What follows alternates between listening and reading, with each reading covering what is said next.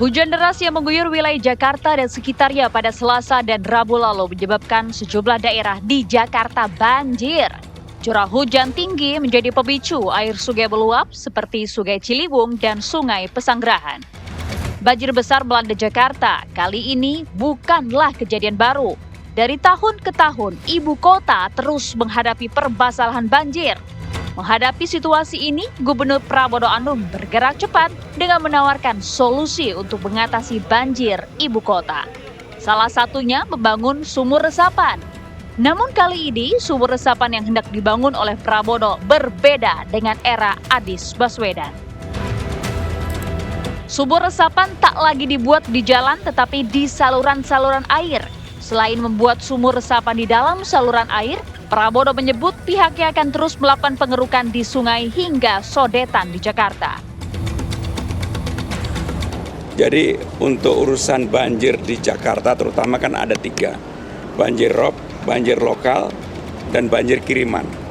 Banjir kiriman sebenarnya udah berkurang banyak dibandingkan dulu-dulu. Karena sudah ada 2 waduk, Cimahi dan Sukamai, tapi belum cukup. Tapi untuk banjir lokal, kan kita sudah mulai pengerukan di mana-mana. Sumur resapannya kita fungsikan kembali. Sehingga itulah yang harus dilakukan dan kami akan melakukan itu. Seperti diketahui Pemprov Jakarta di era Anies Baswedan, memang gencar membuat sumur resapan di pinggir-pinggir jalan perkotaan sampai ke perumahan. Langkah pembuatan sumur resapan diharapkan mempercepat surutnya genangan saat hujan besar, sekaligus untuk memastikan cadangan air tanah terjaga saat musim kemarau. Lantas, apakah sumur resapan yang digagas kembali oleh Prabowo Anung akan efektif mengatasi banjir di Jakarta? Lalu, di mana letak perbedaan antara sumur resapan era Anies dan Prabowo? Tim TV One mengabarkan.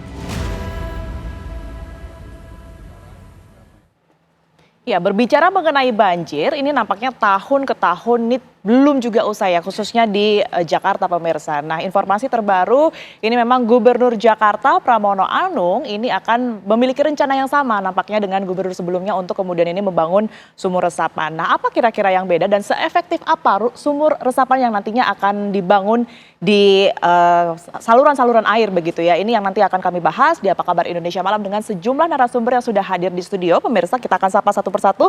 Sudah ada Mbak Elisa Sutanujaya yang merupakan pemerhati perkotaan. Selamat malam Mbak Elisa. Selamat malam. Terima kasih sudah hadir ya. Di sebelahnya sudah hadir Bang Gilbert Simanjuntak yang merupakan politikus PDI Perjuangan. Bang Gilbert, terima kasih sudah hadir. Selamat malam, Mbak. Selamat malam. Kemudian Mas Nirwono Yoga yang merupakan pengamat tata kota. Mas Nirwono, terima kasih ya atas waktunya. Baik, saya ke Bang Gilbert terlebih dahulu. Bang Gilbert, kalau kita berbicara mengenai statement dari Mas Pram beberapa waktu lalu berkaitan dengan adanya upaya untuk membangun sumur resapan, ini sebenarnya sistemnya nanti akan seperti apa? Sudah terinformasikah atau seperti apa? Baik, saya detail rencana ini saya tentu tidak memiliki ya, karena itu sangat teknis yang tentunya dinas yang memiliki ini. Betul. Dan mungkin dinas yang akan kita tanyakan persisnya seperti apa, lokasinya seperti apa. Tetapi konsep utamanya kenapa kemudian ini sumur resapan, tentu kita melihat sehari-hari juga di halaman rumah kalau kita kasih resapan-resapan kecil kan cepat. Dan ini kan kembali ke konsep banjirnya, kan banjir ini ada 3 sumbernya kan, ada yang kiriman, ada yang kemudian banjir lokal yang rob di Jakarta Utara, Semarang ada, kemudian ada banjir karena saluran yang mampet begitu. Kalau yang kita lihat sumur resapan ini mungkin efektif di lingkungan rumah sama di daerah kiriman banjir, Bogor, Depok. Saya kira itu paling baik kalau kemudian kita kerjasama. Tapi detail daripada rincian daripada rencana sumur resapan ini mungkin saya tidak bisa jelaskan saat ini. Baik, tapi berkaitan dengan adanya banjir yang kemarin terjadi di awal Maret begitu ya Bang ya. Sebenarnya saat ini difokuskan oleh Mas Pram sendiri dengan sejumlah jajaran yang kemudian ada di DKI Jakarta, ini seperti apa? Persisnya kalau kita lihat di lapangan banjir ini kan lebih banyak ke arah kiriman ya, dan kita lihat yang lebih parah justru di Bekasi. Ya, betul. Artinya masalah ini tidak mungkin diselesaikan oleh DKI sendiri. Ini mesti kerjasama dan memang konsep dari aglomerasi itu salah satunya adalah untuk masalah banjir ini. Jadi kita kalau mau bicara banjir ini tidak bisa sepenuhnya dengan banjir sekarang. Tidak bisa sepenuhnya menyerahkan ini ke Pemprov DKI, Pemprov Jakarta untuk menyelesaikannya. Tidak akan selesai. Di sinilah pentingnya konsep aglomerasi itu, termasuk masalah kemacetan kan waktu itu. Sehingga timbul konsep tersebut. Oke.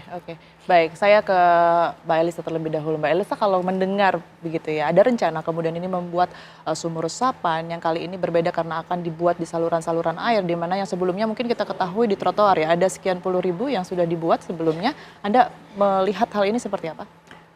Mungkin Pak Pramono dia kurang pasti soal istilah teknis ya. Jadi memang ada saluran air yang memang bisa meresap. Tapi kalau bahasanya dalam istilah nature based solution itu infiltration trench. Jadi kayak kanal yang bisa meresap gitu. Jadi mungkin perkiraan saya maksud beliau adalah itu gitu. Jadi bukan berarti saluran air lalu dibangun sumur itu enggak, tapi saluran airnya itu didesain supaya bisa meresapkan air ke bawah. Tapi itu ada persyaratnya bahwa itu jangan sampai salurannya itu mencampur antara air kotor dan air hujan. Jadi harus terpisah gitu. Jadi memang ada prasyarat teknis dan memang itu dia cukup efisien untuk mengatasi genangan yang terjadi akibat hujan lokal. Jadi hujan misalnya di Kemayoran turun hujan dengan intensitas 150 senti per 150 mili per 24 jam, maka itu akan membantu meresapkan gitu. Jadi tergantung balik-balik lagi ke curah hujannya itu ya. Di mana dan juga jenis tanahnya gitu. Kalau misalnya dia lokasinya ada di Jakarta Utara yang aluvial, yang lempung, itu akan susah meresap. Jadi jangankan dikasih yang trends yang tadi, yang parit yang meresap itu, dikasih sumur resapan pun airnya balik lagi ke atas karena memang tinggi muka air di dalam tanahnya itu tinggi gitu. Jadi dia lempung gitu. Dia malah sulit menyimpan air gitu. Jadi Anda ingin mengatakan bahwa sebenarnya kalaupun nanti akan dibuat sumur resapan begitu ya, ini sebenarnya juga tidak bisa dijadikan sebagai solusi akhir yang bisa efektif memberantas banjir di Jakarta. Paling mudah itu ngelihatnya gini, Masjid Istiqlal di mana, sisi utara Masjid Istiqlal itu kurang cocok untuk yang sumur yang meresap-resap itu ya. Yang sisi selatan Masjid Istiqlal itu cocok gitu, karena itu ada gambar yang peta geologi itu.